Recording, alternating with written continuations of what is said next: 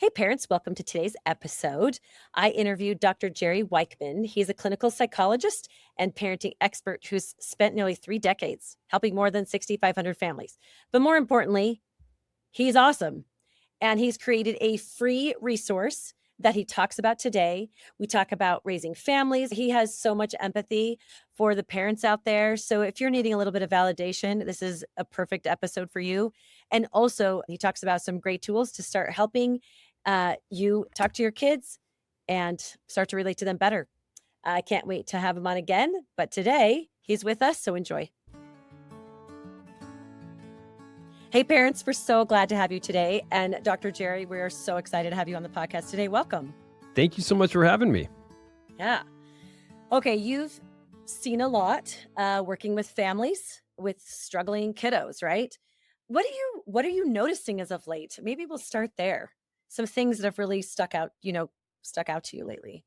Yeah, I've seen a lot in 27 years and 6,500 families, but currently, I think the bigger thing that really over the past couple of years that compelled me to create the national platform I created was seeing parents struggle. Honestly, I mean, we've been in the business of helping families and working with kids and adolescents, young adults, my whole career, and it wasn't until a couple of years ago that parents really, really started having a challenging time on all fronts to the point where a lot of that proactivity with their own life, their own mental health, and their kids' mental health really went by the wayside. And I think between that was really what compelled me to really get more involved on a national level with the problem I think we're all experiencing across the country as parents. But yeah, that's the probably the biggest thing that I am seeing, combined with electronic addiction that both kids and parents are stuck in at this point. Yeah. Well, you'd think possibly that parents have struggled for, eons kind of a thing. But what do you specifically see them struggling with parents? Yeah, well, this isn't the rate or the pace of parenting that our parents had. That's for sure. Right. We've seen the other side. A lot of us knew life prior to the internet, and we've seen what both sides are like, and this is a lot crazier. True. So we're gonna have a bigger reaction to it. But it is crazier. It is nuttier. I mean, the with the smartphones and the devices, everything comes streaming into us 24/7. Bad news, people's opinions, crazy schedules. Our kids are very, very busy. It's a busier life for them. We've got club sports. We've got the kids engaged in so many more things that they are doing a lot earlier in life. And it's dividing the family because what we're losing more than anything, I think, is the time. We're losing the time to be together as a family, to make memories, to do the things that we need to do because everybody's so stressed, busy, crazy. Yeah. It does absolutely feel that. Regarding specifically to let's say like wilderness families, parents who've sent their kiddos to wilderness or treatment, right, which is a lot of my audience, and I know you've had a lot of experience with families in that. Yes. Specifically for us, I'll include myself of course in that. um what do you see as patterns coming from those type of situations with families, like the ones who are sending their kids away? Well, I mean, first and foremost, I've sat with, I mean, so many parents as they've made that decision to do this. And my heart goes out to anybody and everybody who's ever had to do this. And I know because I've sat with so many people, the guilt and the shame and the sadness and the despair and the helplessness and the hopelessness that goes with it prior, during, and even after. And what I honestly want everybody out there to understand is that you've got to give yourself a break because you didn't have a manual, because there Mm. isn't one, right? You didn't have a manual of, hey, welcome to childhood. These are all the things that your kid needs to know. These are all the tools. This is exactly how to parent. We didn't have that. So, my heart goes out to them, and I think we have to understand that, like, we just do our best with what we know, and also a lot of this isn't a complete direct reflection of us as people. When my kid was, I have 3 kids. I have a kid in high school, middle school, and elementary. But when my oldest, when she went away to preschool, I remember reconciling with, look, you don't belong to me anymore. You belong to Yeah. God, life, like, and whatever's out there now. I can't really protect you from, because I can't keep you in a vacuum anymore. And you're going to pick up a lot of stuff along the way. And I think parents need to understand that too, is we're not direct reflections of our kids. And on top of that, they pick up a lot of things. So I think that kids being out there picking up a lot of things, us not having manuals, the combination of that, obviously my big push is for mental health. There's what compelled me to create the Raising Families platform was just there's so many effective tools and there is no manual, but let me at least put something together that's the closest thing that you can teach your kids and your families. These are what the tools that we need for life. And if the earlier we can do this, the better. That's the goal, but it's going to help families across everywhere. But I think that you didn't have, if your kid had to go somewhere, you didn't have a manual, you're doing your best, and they picked up a lot along the way, and it forced that decision and choice. Yeah, yeah. It's really interesting because I'm one of those families, right? And who ended up having their kid go to wilderness and whatnot. And so it is interesting to I guess I want to go into first of all, you named the feelings so well that parents go through. And it's like I think when we have, I'm going to call them, this is not regular kids, okay? The parenting that we learned from our parents, let's say, uh, we can sort of get by with regular parenting, not really maybe even doing much work ourselves. Maybe we have a therapist, maybe we don't, and we're just sort of like getting by, doing the best we can, and the kids, they're okay. But then you've got these struggling kids who just need more. And so I'm always grateful to anyone who recognizes, and you in this case, like, let's help the parents. The parents can have so much influence over their families, over their children. And we are just laymen. We are just regular people doing regular parenting. Most of the time, it's okay. And it sort of works out. But I think for the families that we're talking about who just have these extra struggling kids, or extra spicy sometimes, or sometimes really extra depressed, all the things, right? Not thriving at all, that the parents do need. And I think many of them are begging for help, honestly.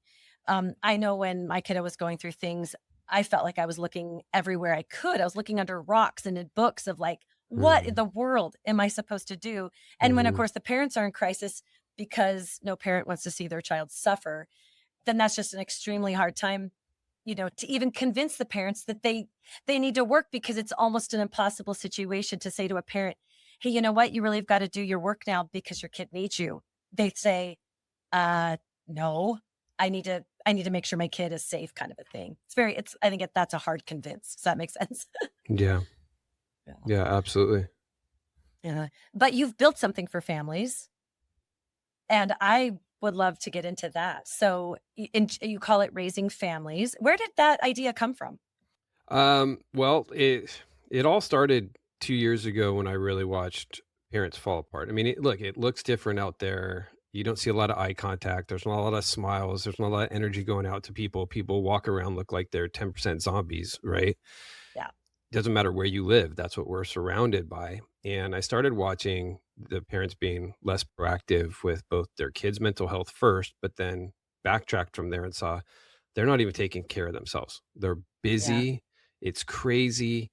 And so I've been sitting on these mental health tools and turning cases around so quickly, and I realized this is not meant for me in a vacuum anymore, or a speaking engagement. This just needs to be on a national platform, free to everybody, to try to make a difference for families. Because the way that at least the podcast on the platform is designed, it's designed so that parents can listen, they can hear about the tool, they can learn what the tool is, what the problems is, how to fix it in 10 or 15 minutes or less.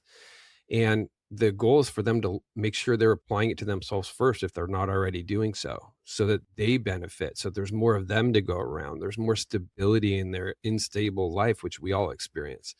And then to teach it to their kids. And that Yeah. is what makes the family better, hence the name Raising Families.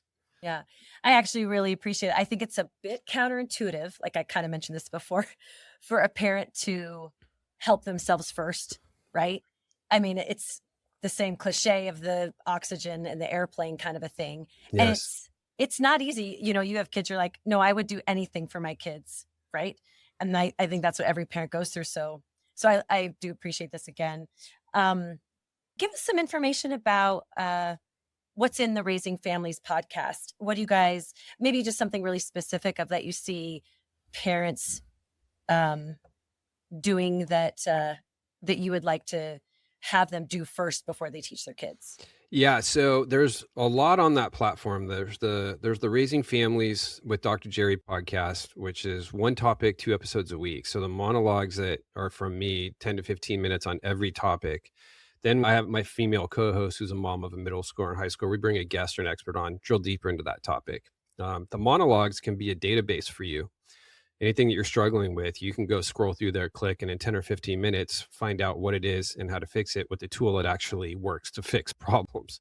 And it's also designed so that you can play a clip for your son, daughter, regardless of age, so that if you have troubles communicating, a lot of the times parents and kids, the kids don't want to hear from their parents. It can create a dialogue for you, and or you can just play the clip, be quiet, and then see when your kid's messing up on it, call them out on that. Hey, remember that guy on the podcast? You know that clip I played for you? This is what you have to do instead of what you're doing right now. So this has all been engineered for parents to be able to utilize it on multiple ways, and that's just the podcast. But to your point and your question, I think the biggest thing that parents especially struggle with, probably more than their kids, but families are struggling with, is control. Is we spend so much time now that things are so much busier and so much crazier and chaotic.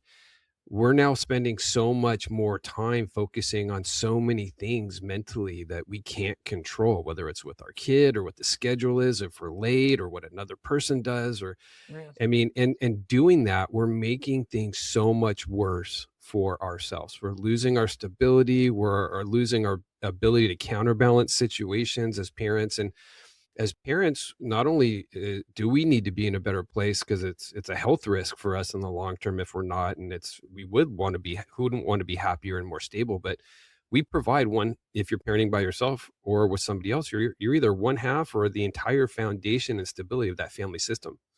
And when you go on a tilt, everybody goes with you. Even the dog tucks its tail and creeps out of the room, right? So the control is the biggest thing that parents especially need to start with. Was when you feel frustrated, when you feel stressed, when your check engine light goes on, you need to do something. You need to stop for 2 to 3 seconds and prompt yourself with either what can I control, or the recognition that what's in front of you, this person or the situation, does not control how you think or feel. You do.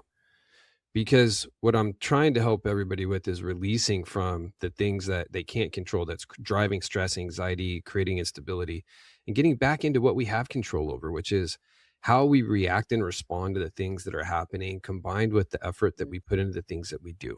If we can stay in that silo, things can be a lot more balanced, things can be a lot easier, and you can also learn a lot of mental health tools to make a profound difference in how you feel regardless of what you're struggling with or dealing with. I think control is one of those unknowns of why people say mental health tools don't work. You know, Mhm. therapy, mental health tools don't work. It doesn't work. It doesn't work. Well, sometimes your kid's manipulating the situation if you're hearing that from your kid. But what prompted the podcast and the platform was there's so many convoluted, poor mental health tools out there.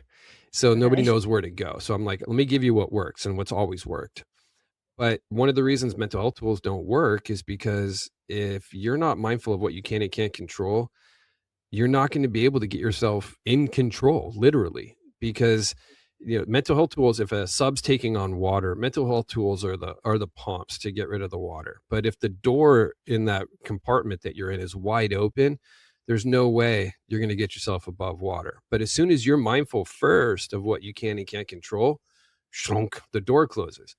Now Mhm. you can use a lot of the other mental health tools that are on that platform to be either a lot better or all the way better, depending on what you're struggling with. Yeah. I do feel like it's fairly can be fairly confusing for people, like you're suggesting, like they have a tool in front of them. A lot of times, like you're saying, they're trying to use that tool to control another person, and then Mhm. they say it doesn't work, Mhm. right? So is that what you're kind of saying, right? Is like you have to figure out like what you have control over Yeah, first. or, if you're constantly focused on doing an inventory of all the things that are going on around you, past, present, and future that you can't control that are frustrating and annoying and stressful, doesn't matter what's out there. If it's a box breathing technique or it's teaching you how to be in the moment, like that stuff doesn't work until you actually get back into what you have control over, and then you can control a lot. Yeah, then you can't control, like you mentioned, the response that you have to something that's happening in life, right, is all in your control, not necessarily the thing that happened. Correct. Yeah. Oh, that's awesome. One thing I was thinking would be kind of hard, just thinking of my clients and the situation, like maybe with my son years ago, is you mentioned that like first the parents do it and then we teach our kids, but so often our children are like, F you. They're still in that, right? Especially the kiddos who maybe are sent away who are super struggling. Mhm. So is the idea just to be, I guess, an example or a model? Or what would you say to that of, a lot of parents want to share what they've learned with their kids, and then their kids are just like, no, thanks. Yeah. Well, I I've done this my whole career for 27 years, and before I had kids, parents would say, "Yeah, that's great, but wait until you have kids." Then I had kids, and parents would say, "Yeah, that's great advice, tools, information, but wait till you have teenagers." And then I had teenagers, and n to be honest, I struggle and I'm stressed just as much as every parent out there, but I knew kind of what I was going up against, and Yeah. so the only thing that caught me off guard was the fact that I thought that because of what I do for work, if my kids were struggling, that I would be able to teach them the tools, because the tools that work to fix the problem, and they would have a quick course correct from that. Yeah. Oh, man, was I wrong. That's So really lovely to hear, actually. We're that, all the people listening, and I'm not the only one, right? correct. At first, it was, because your first one's kind of your litmus test of, what works, what doesn't work a little bit for me. But I was at first, I was kind of confused. I said, so why do you want to continue to struggle? Like, don't you want to fix this? And, and that would start to create, problems in our relationship with each other. And so I realized after a couple of weeks, 'cause it's hard to watch your kid struggle. It's hard to watch your kid suffer and to not be to do anything about it. And then if you have something to do about it that like you can tee up for them, whether it's therapy or therapeutic tools, and then they don't do it, that can get you as a parent. And it got to me. Um the control piece weaves into this. It's, I tell parents all the time, this is still a lead a horse to water situation. We know this horse is dying of thirst. We've got good water here. If they don't drink it, the only next step is some type of a placement program, because that's the IV. So for me, it was understanding the epiphany for me with my kid was, this is a process. This I can't have the expectation, even if it's against their own detriment, that they're gonna struggle and suffer longer, that they're gonna learn something from me and apply it. But they hear us. They always hear us, what we say and what we do. And so for me, it was the recognition that my job as a parent is not to help change my kid. It is to provide them the tools that work for them to use whenever they choose to use it, because they're the one behind the wheel. And sometimes people have to get sick enough of things to do something about it. Sometimes they have to drop to bottom so there's nowhere to go but up for them to start using things. And as parents, that's hard. That's when we slide in and we want to support our kids more than we should in that moment, because we don't want them to fall farther. We don't want them to have bigger problems. And so, but sometimes that is a necessary part of your kid building themselves back, of developing the self-esteem and the confidence in themselves that they need for life. And um, providing my kid with the tools. And sometimes there was one issue that one of them was struggling with, and I remember it took something like 6 months, 8 months before they made a change with that. Oh, So yeah. this is what we're all dealing with in some shape, way, or form. Yeah. I really appreciate that. I know a lot of programs that I know or work with, they're teaching many tools, right? And it's frankly sometimes a little bit easier for a therapist or a life coach to be teaching the kids instead of the parents because we all have triggers and push each other's buttons and whatnot. But it is interesting. I do a lot of transitioning kids home from treatment with the parents. And that's one of the things parents say is, well, they were taught all these tools, like why can't I see them? Why aren't they using them? And that's very, I think, very difficult for a parent to watch because they've just spent gallons of Mhm. money and emotional Mhm. time and all that, Mhm. hoping to give them their children, education and tools and all that. And yet we have to just provide the space, like you're saying, for them to pick those tools up and actually use them. That's what they need. They need the space. Like we've Space got to too. create the space for them to navigate their lives and to allow for them to make mistakes, for them to trip on themselves, to fall down. They learn so much more from mistakes than they do from successes. Oh, it's so true and yet so hard. Well, because part of that is what's going on between your heart and your brain. Like your brain makes Yeah. full sense of the things that I'm saying. It's your heart that always goes, "No," and sometimes jumps in front of your brain and does things that you shouldn't be doing. Yeah.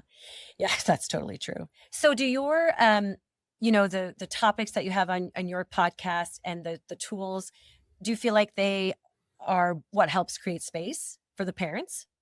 Well, there's conversations about that. Yes. I mean, I started with the first bunch of weeks, first many weeks actually, coming out with mental health tools swinging out the gates because to me that was the biggest thing that everybody needed right up front. That's what compelled me to do this was watching parents and kids and families struggle, period. So I led with a lot of mental health tools, the ones that have always worked consistently throughout my career for everybody to access. But there's so many other discussions. There's so many discussions about electronic addiction and substance abuse and curfews and how do you navigate the systems to hold your kid accountable academically without micromanaging them. They're just the things that have always worked. So there's so much more than just mental health tools on raising families. Oh, that's awesome. Oh, that's really great.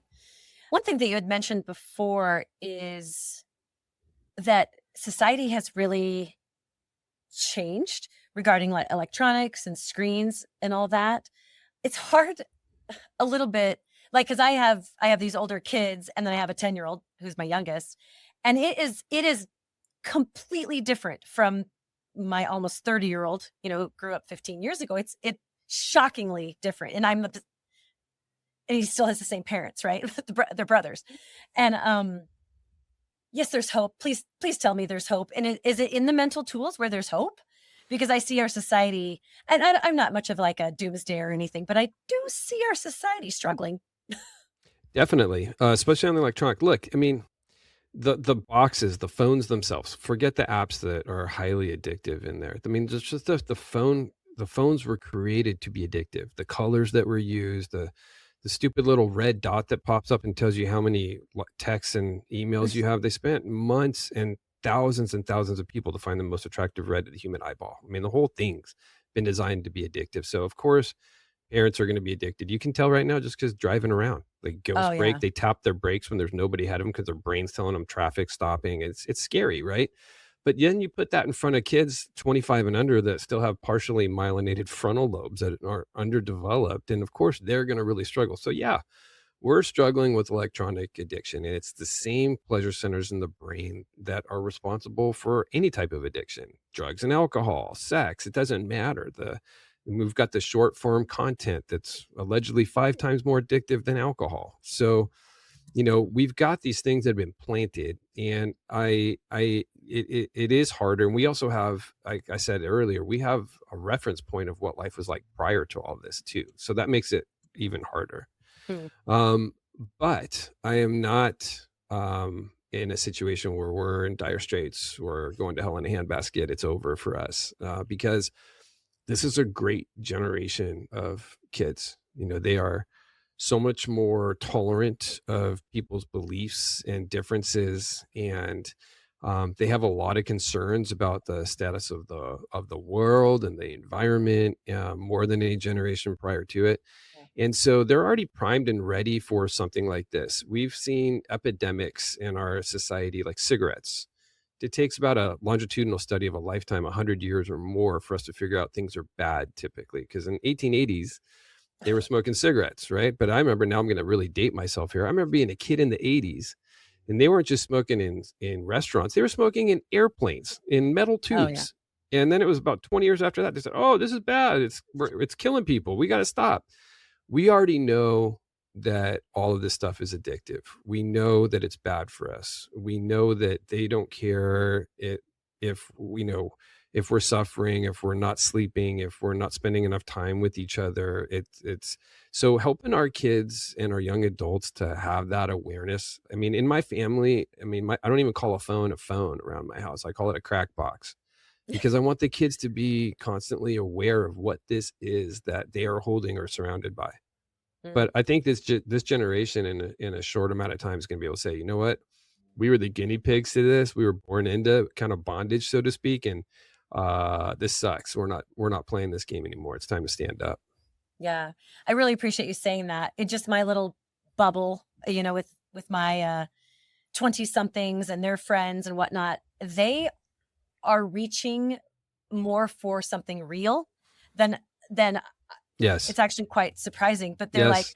no, mom, AI is, sucking up all the water on the planet. And Mhm. and they're seeing what's out there and they're actually saying no to it. And it's sometimes and it's my maybe my friend group, whatever, the older parents who are like, "Ooh, AI," which is fascinating to me, that the 20 somethings are just saying no, and they are like, "No, we are artists and we want to draw or, illustrate our own art," and they're really seeking for something real. And Yeah. I No, think it's 100% genuine, real, authentic, because they grew up in the whole spin of everything, social Mhm. media, right? You look at all these trends, the trends I see, the trends I read about, it's everything from, I'd rather hold paper when I'm doing work because it's tangible than look into a screen. I'd rather come see you at your Yes. office because I'm so sick of being behind a screen during COVID, right? Yeah. And you see these adults, these, like you were talking about, those 20 somethings, and they don't want to look at completely. When it comes to social media, there's a huge trend of them out there that they don't want to follow somebody that doesn't talk about their own problems. They don't want to follow someone who is just constantly in makeup and in a studio all day every day. They want genuine, real, Mhm. authentic, and it's because they've been deficient in that growing up. And that is what life is about, is, they're looking for purpose and meaning. And this brings me to a whole nother topic of what's on the podcast and the Weichman by Pyramid of Mental Health that I created. But we have become very selfish as a society. It's all about me, what I think, what I believe, and what I believe you should believe too. And these kids are being raised in the worst of it. Another reason why mental health is a problem is because we're so focused on ourselves, and you can't establish purpose and meaning in your life because it's not about me, it's not about you, it's about others. And when we lose that ability to put our energy out into the people around us, we lose the ability to derive purpose and meaning in our day-to-day lives. So it gets worse. And this is what this 20 something and older group is searching for. Mm. Oh, that's so helpful. Yeah, it's pretty interesting to have it playing out right in front of my mom eyes. Um, how about just give us maybe one mental health tool that you teach that really leads to, I hate to use the word successful families, but more families that maybe relate to each other in a more helpful way. Yeah, well, if you access the podcast or the website, what you'll see is what I'm going to talk the most about probably is resilience, because I really do believe that resilience is the foundation of mental health. Okay. Um, we talk about how things get tough. You have to get tougher, that God or life or whatever you believe in won't give us anything that ultimately we can't handle. And what's dropped in our laps is not meant for us to be overwhelmed by or down about. It's meant for us to overcome, learn and change and grow from. And in doing so, it leads us to who we're supposed to be and where we're supposed to be next in our lives. These are just hurdles. And to clear a hurdle, you have to elevate just a millimeter above it to clear it. And so Hmm. part of what we have to teach is our kids how to be springs, like the more that comes down on us, the more we push back. when I was teaching my kids, I was coaching their teams and their when they were really young, and kids would cry for non-pain related injuries, and I'd pull them aside, make sure they're okay, and I would tell them, "Hey, don't get sad, get mad. Like go out there and do something about it. Use it as a vehicle, right?" Mm, Um, the big thing for me with resilience is twofold. Number one is if you can, hey, in this family, things get tough, we get tougher, and we're kind of instilling that. The life's always going to be peaks and valleys for all of us, but those valleys that your kids might experience now become dips, and that's a huge gift to give them. But the bigger thing is this has the potential to also keep your kid alive in the world, because when you look at suicide, you backtrack from that. It starts with giving up, and when you give up, you get flooded emotionally with depression, anxiety, stress, and then you get overwhelmed. And then when you get overwhelmed, if you don't have tools, your brain starts thinking about ways out. And the first thought is death. It's what we call suicidal ideation. And a much smaller percentage of that population actually has an attempt. There's a huge amount of the population that we see right now that has suicidal ideation, yeah. that they don't want to talk to, they don't talk to teachers or they're even parents about it because they're scared that someone's going to try to put them in the hospital. But we have a generation of very, very emotionally overwhelmed kids right now. And resilience is one of the best things that's going to help families to navigate the chaos and stress of their day to day and everything that's going on in the world. Yeah, it feels to me like parents are uh, leaning more toward protection than resilience, right? They're just trying to protect and buffer everything out of their kids' lives so their kids don't have to struggle.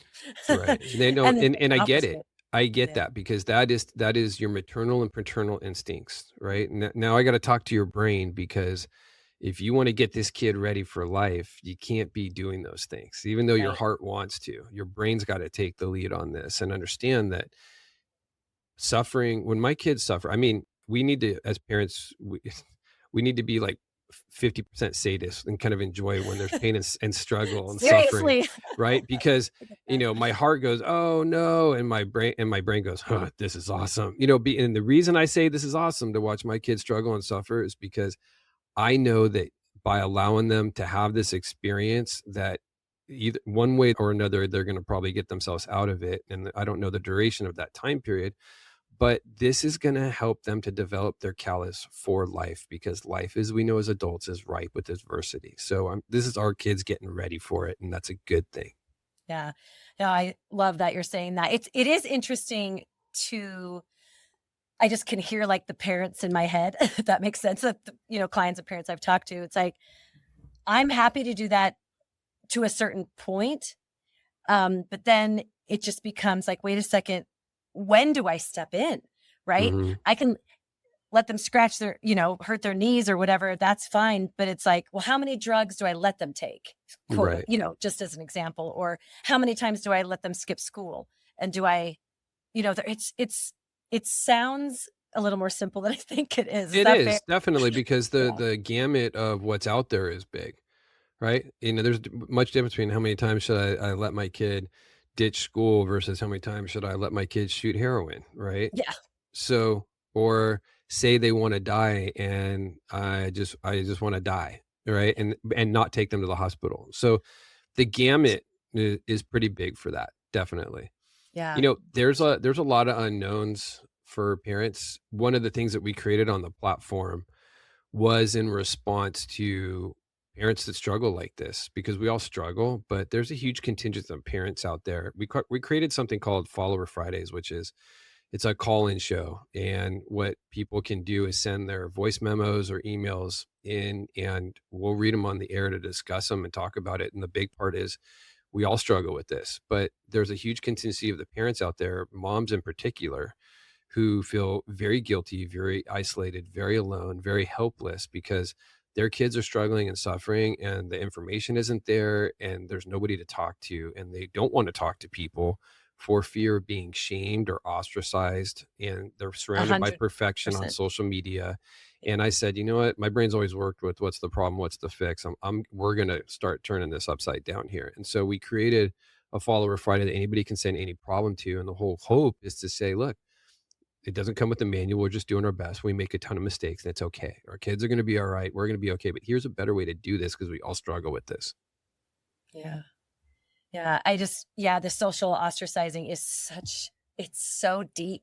We're all trying to belong as humans and belong to a pact. And I remember thinking, and I mentioned this before in the past, like, no one, please, no one know that I failed my child, right? That's what's the first Right. thing. It's like, please, like, and I wouldn't tell anybody. I didn't reach out for help. I was so afraid of like being banished, honestly, from like my group or my neighborhood or Well, my religion or any of that. well, And that was it's such a bad. It's bad when I mean, I hear frequently along those lines, moms that are stuck in that hear another mom talking about a problem with their kid or their family that has nothing to do with them, and they get relief, right? That's yeah, where we're at. right. And I wanna crack that wide open and Yeah. break it. We don't need it. We need to be able to talk to each We other. We all struggle. We yeah. all need to be able to lean on each other, share information. That's what I hope, right? This whole platform I created, it works and it's all for free. And all I care about is that it's trying to make a difference for families across the country. And if someone likes something, please pass it to everybody else that you think could benefit from hearing it as well. Let's work together to make a difference for others. Yeah, I'm so grateful for just the alignment here, and that one of the reasons why I started my podcast is just so parents wouldn't feel so alone. So I just am so grateful for your efforts and one making it free and so accessible and just getting the word out. And I'm just so happy to be a part of it. So No, thank I you. appreciate the support and thank you so much. Yeah. Is there any other thing you'd like to mention or bring up? Yeah, well, topic wise or what's on the platform wise? Yeah, anything, honestly. Anything. Yeah, You well, had parents in your ear, that had their ears ready for you. What would you say? yeah, I would say, look, there's tools at work out there. That's why I created this. Is there's if you're struggling, if your kids are struggling, there's ways that this works. I see it all day, every day, and that's why I decided to not keep it in a vacuum anymore. It deserves to be out there for everybody. There are certain things we call the Weichman by pyramid of mental health, where I realize on just even physiologically, let alone psychologically, there's key tools that have to happen in particular order for things to work. And the way it works and is more in depth on the podcast is it's resilience followed by control, followed by learning how to take action. What we have right now is a thinking generation of people that just think.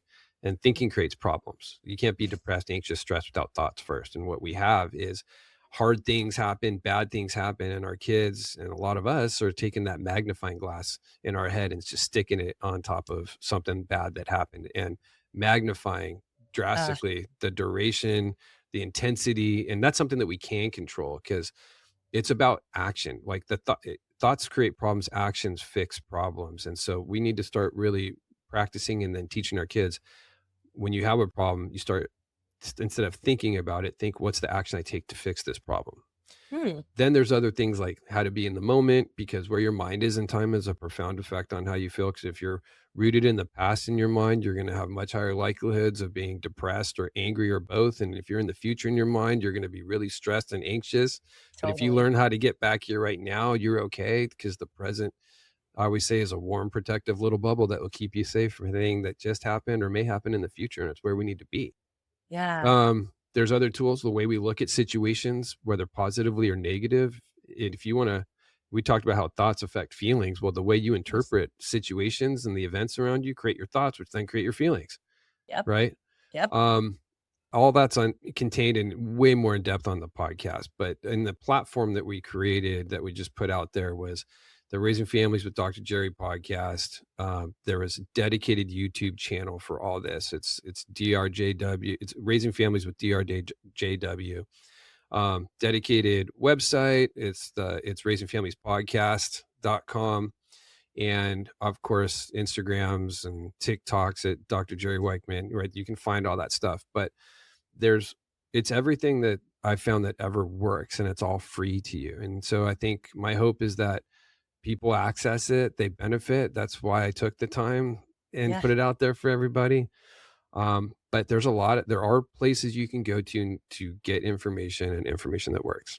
Yeah. That's such a hopeful message. It's the perfect way to And you got to apply it address to this problem. yourself first because as a parent, you deserve it. I mean, gosh, if you've had a kid go to any type of a program, you have been through it. I mean, this doesn't even account for what our childhoods were like, or the hard traumatic things that we had to navigate or deal with, or how hard being a parent is just in general, you had that on top of it. And so Yeah. if anybody needs and deserves the mental health tools, the Mm. more than anything, you deserve to feel better. You Yeah. deserve some peace. You deserve a break. Um, I do believe a lot of these tools, if you make that your priority, can do that. And so, yeah, I highly encourage people to access it, check it out, try it out. And if it works, please teach it to your kids and pass it to the people around you. Yeah. Oh, amazing. Thank you so much for being here today. I just really appreciate, well, everything you said and just all the accessibility and just sharing your knowledge. I just thank you so much. Oh, thank you. Thank you very much for having me. I appreciate it. All right. Guys, take care. Thanks, everybody.